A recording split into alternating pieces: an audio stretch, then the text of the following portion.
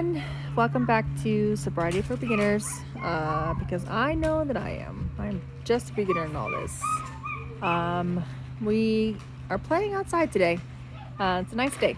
It's a nice day to be outside. It's a nice day to relax and just kind of be outside and stuff. But so I'm sure you can probably hear my kids in the background. It is what it is. But an interesting thing came up this weekend. A friend of mine, her husband is struggling right now. Her husband is, out in the streets. He's going out and he's doing his addiction thing. Unfortunately, he's, addicted to his crystal meth, and he's not thinking clearly. He's not thinking logically. He's deep in his addiction right now, and she's just struggling with it. And it just reminded me of, like when I first came into AA, I was struggling with it a lot too. And I remember just like coming in and just feeling like the defeat and the embarrassment really of being there, just because I remember like what are other people going to think of me? Like, I didn't know what to expect when I first came to AA. I really didn't. My first meeting that I actually went to when I went to AA, I was actually drunk. Yep.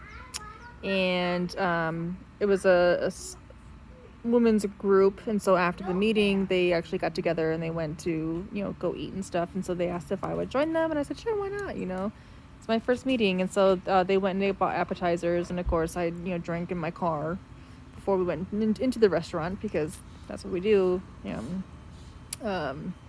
And so I went inside and I talked with them, and I talked with the girl there, and I was telling her about how I was living a double life, and she just, kept bringing up like all these things on her phone with her app, telling me about that. And so, like my friend is dealing with this with her husband, and it's hard because he's, in a spot where he's, throwing everything to the side. He's being very selfish. He's obviously not paying attention to his world and his life around him. The only thing he's thinking of is just his next drug, next time he's gonna use or whatnot. And she's not understanding that, and she's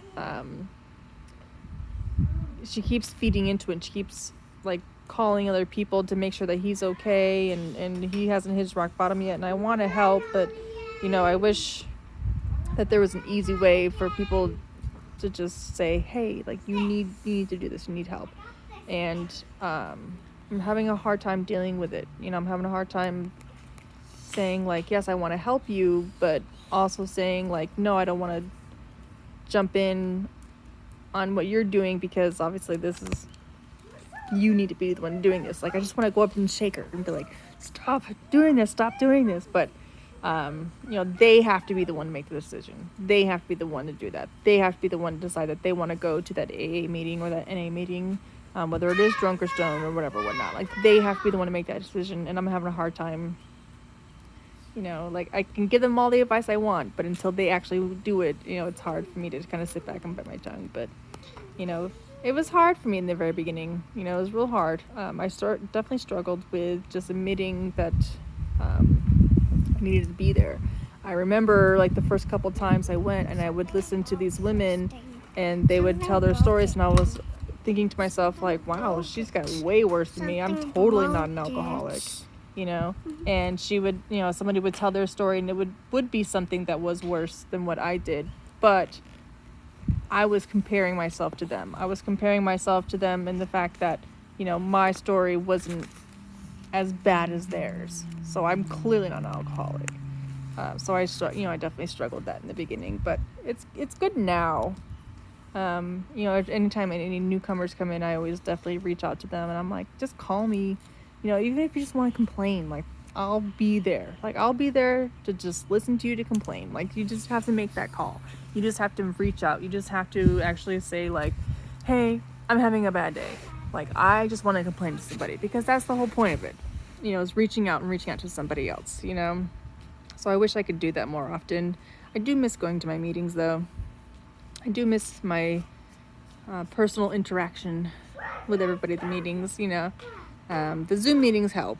It's nice because you get to, go to those meetings and you get to see all kinds of people in those, but and it's nice going to that, one home group that you have. And I miss the physical interaction with the world. So I'm ready to go back out and see people again, right? It's crazy. I hope everybody else is having a good day. I hope everybody else is staying sober. I hope everybody else is, going through this time, because it is a very difficult time. It's very easy to get complacent. It's very easy to go back into that negative thinking. It's very easy to go back in that depressed thinking right now. So you really have to want to stay sober. And so you actually have to do almost like double work right now at this time just to get through it. So I hope everybody else is having a good day, and I will talk to you soon.